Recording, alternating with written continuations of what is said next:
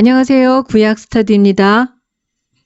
오늘 영상은 사사기 4장과 5장에 기록된 기손강 전투와 드보라 이야기입니다.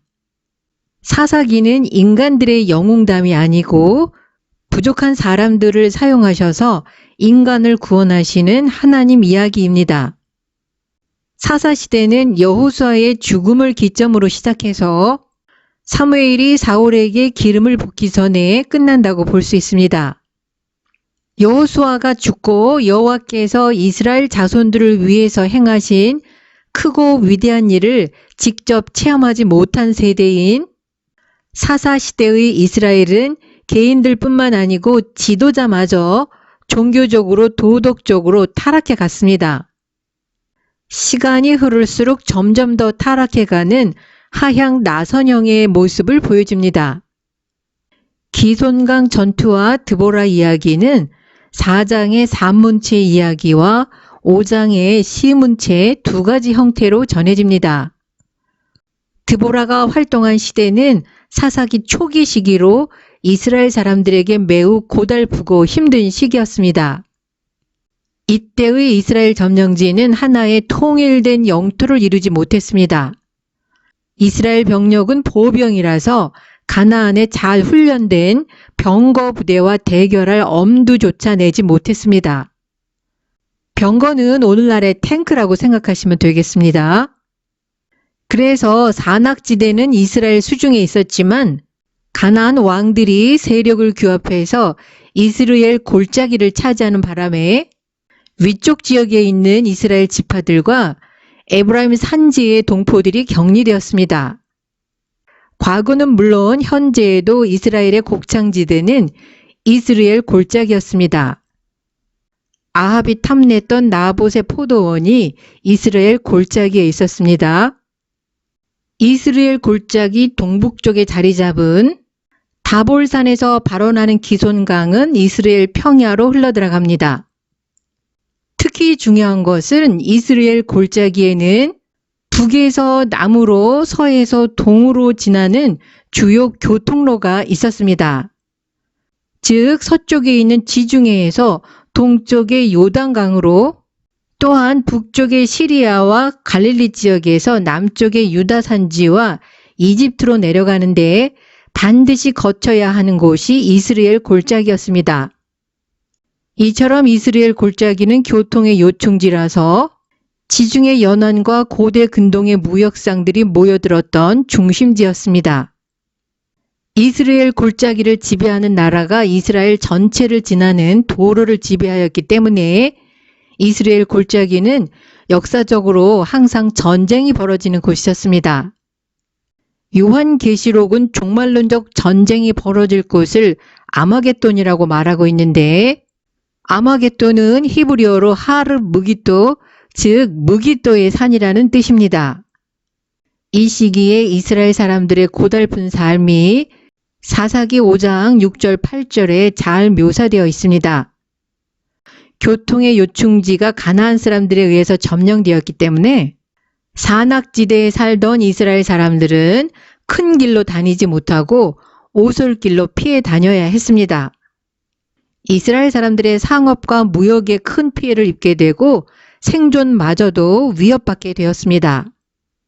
이스라엘의 마을 사람들이 그치고 그쳤더니 나 드보라가 일어났고 내가 일어나서 이스라엘의 어미가 되었도다. 관원이라고 번역한 히브리어는 마을 사람들 또는 마을의 삶으로 번역하는 것이 더 적절합니다. 그러니까 드보라가 일어나기 전까지 이스라엘의 마을들의 삶이 멈추었다는 것입니다. 무리가 새 신들을 택하였으므로 그때에 전쟁이 성문에 미쳤으나 이스라엘 4만 명 중에 방패와 창이 보였던 곳. 그 결과 이스라엘 사람들은 야훼 신앙의 회의를 갖게 되었고 야훼를 떠나서 새로운 이방 신들을 섬기는 사람들이 생겨났습니다. 이때 이스라엘은 종교적, 사회적, 정치적으로 완전히 와해될 위기를 맞게 됩니다. 다시 말해서 이 시기는 이스라엘이 야훼 신앙 공동체로 남아 있느냐 아니냐 하는 중차대한 위기의 시기였습니다. 이스라엘 자손들이 야훼를 버리고 새로운 신들을 선택하자 전쟁이 성문에서 일어났습니다. 그러나 이스라엘 사람들 중에 방패와 창이 보이지 않았습니다. 전쟁이 일어났을 때에 이스라엘에서 적에 맞서서 땅을 지키려고 일어난 전사가 없었다는 것으로 이해할 수도 있고, 이스라엘에 제대로 된 무기가 없었다는 의미로도 이해할 수 있습니다. 산문체로 이야기를 전하는 4장은 이 상황을 다음과 같이 묘사합니다. 사사로 활동하던 에훗이 죽으니까 이스라엘 자손들이 또 여호와의 목전에 악을 행하매 야훼께서 이스라엘 자손을 가나안 왕 야빈의 손에 파셨습니다. 하솔에서 통치하는 가나안 왕 야빈에게는 철병거 900대가 있었고 시스라가 야빈의 군대 장관이었습니다. 이스라엘 사람들은 철병거가 자신들의 고통의 원인이라고 생각했지만 사사기 4장 1절에서 3절은 이방 민족이 이스라엘을 학대하는 원인이 이스라엘 자손의 배도에 있다는 것을 분명하게 증언합니다. 전쟁의 승패는 무기와 군대의 힘이 아니라 야훼께 속한 것임을 이스라엘 자손들이 깨닫지 못했던 것입니다. 20년 동안 학대당하던 이스라엘 자손들은 드디어 야훼 하나님께 부르짖었습니다. 이스라엘 자손의 부르짖음에 대한 응답이 드보라를 통해서 왔습니다. 그때에 라피돗의 아내의 여선지 드보라가 사사로 이스라엘을 다스렸습니다. 그 당시 드보라는 에브라임 산지 라마와 베델 사이에 있는 드보라의 종려나무 아래에 거주하였고, 이스라엘 자손은 드보라에게 나아가서 재판을 받았습니다. 대사사들이 외부의 적으로부터 위협이 있을 때 하나님의 영을 받아 야훼 공동체를 외부의 적으로부터 보호하는 역할을 담당했다면, 드보라는 재판을 담당하는 직무를 수행하는 중에 하나님의 말씀을 받게 됩니다. 드보라는 재판을 담당하는 사사이자 여선지자로 하나님의 말씀을 전한 것입니다. 라피돗의 아내로 번역한 히브리어는 불의 여인으로도 번역할 수 있는 단어입니다. 드보라는 바락을 불러서 야훼 하나님의 명령을 전합니다. 너는 납달리 자손과 스불론 자손 1만 명을 거느리고 다볼산으로 가라. 내가 야빈의 군대 장관 시스라와 그 병거들과 그 무리를 기손강으로 이끌어 내게 이르게 하고 그를 내 손에 붙이리라. 그런데 드보라가 전하는 야훼의 명령을 들은 바락은 드보라가 자기와 함께 가면 가겠지만 드보라가 함께 가지 않으면 가지 않겠다고 드보라의 동행을 요구합니다. 바락은 하나님의 영에 사로잡힌 사사가 아니기 때문에 하나님의 영에 감동된 선지자의 뒷받침이 필요했던 것입니다.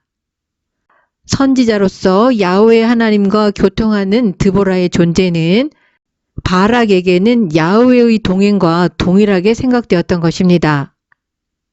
바락의 동행 요구에 드보라는 내가 반드시 너와 함께 가리라 즉시 응답합니다. 그렇지만 바락이 이 일로 영광을 얻지 못할 것은 여호와께서 시스라를 여인의 손에 넘겨주실 것이기 때문이라고 말합니다. 바락이 하나님의 말씀을 신뢰하지 못했기 때문에 적장을 죽이는 영광을 얻지 못한다는 것입니다. 이렇게 해서 시스라와의 전투에서 주도권은 바락이 아니고 드보라가 쥐게 됩니다. 다음은 기손강의 전투 장면입니다. 실제로 스불론과 납달리 자손 10,000명이 바락의 소집에 응하고 드보라와 함께 다볼산에 오릅니다.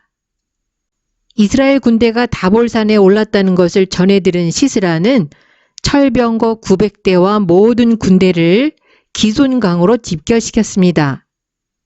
시스라는 철병거라는 무기로 자신감을 갖고 넓은 곳을 선점하기 위해서 군대를 기손강으로 이동시킨 것입니다. 기손강은 비가 오지 않는 건기에는 말라있는 와디였기 때문입니다. 하나님 말씀대로 시스라가 기손강으로 군대를 집결시킨 것을 본 드보라는 하나님의 시간과 하나님의 방법을 알게 됩니다. 드보라는 야훼께 렌즈를 고정시킨 지도자였습니다. 놀라운 것은 바락이 아니라 드보라가 전투 명령을 내렸다는 사실입니다.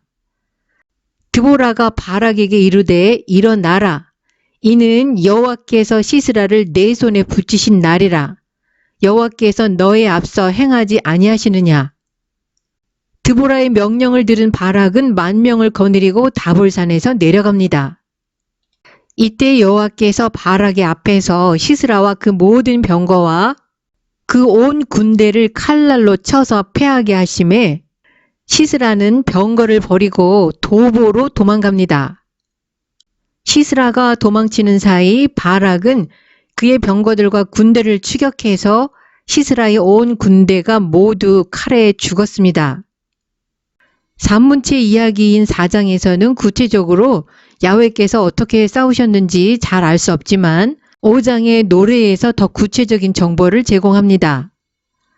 별들이 하늘에서부터 싸우되 그 다니는 길에서 시스라와 싸웠도다.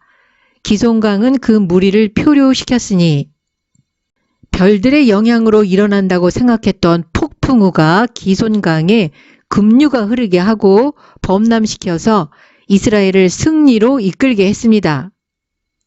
당시에 가나안 지역에서 전쟁은 건기에 시작되었을 것입니다. 왜냐하면 비가 오는 우기에는 비로 인해서 이스라엘 평야의 땅이 질퍽거려서 철병거에는 최악이기 때문입니다. 다시 말해서 시스라는 비가 올 가능성이 전혀 없는 때에 이스라엘을 공격한 것입니다. 그런데 하나님은 바로 비를 사용하셔서 시스라의 허점을 공격하셨습니다. 하나님이 사용하신 무기는 별들과 물의 힘이었습니다. 이것이 바로 야훼의 전쟁의 핵심입니다. 기손강은 평상시에는 물이 없는 와디였지만 비가 오면 갑자기 물이 불어나고 땅이 질퍽해지는 강이었습니다.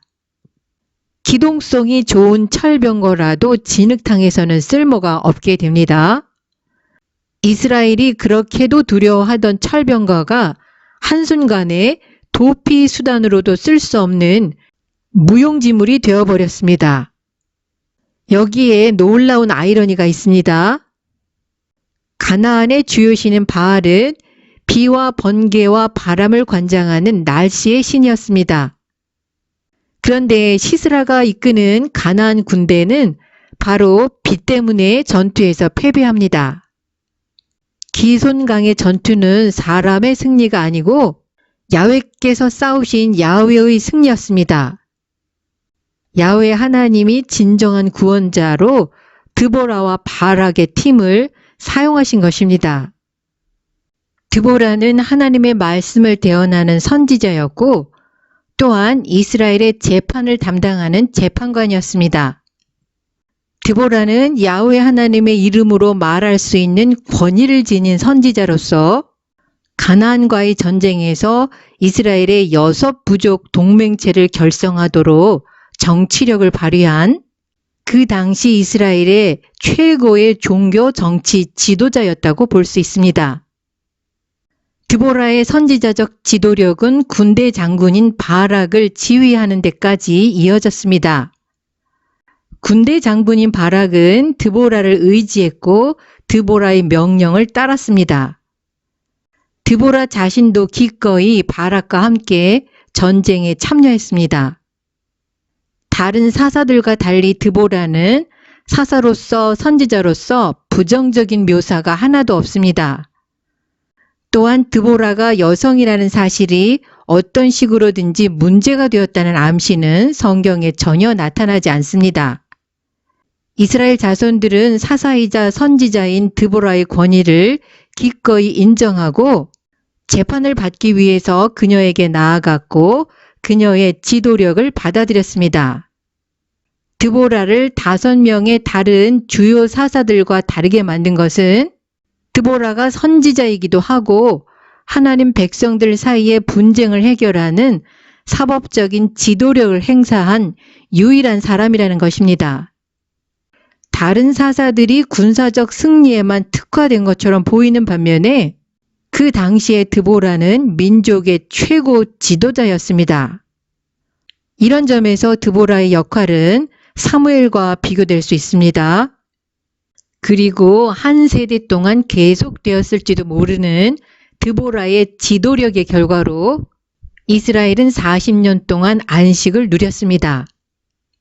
오늘 영상은 여기서 마치겠습니다. 시청해 주셔서 감사합니다.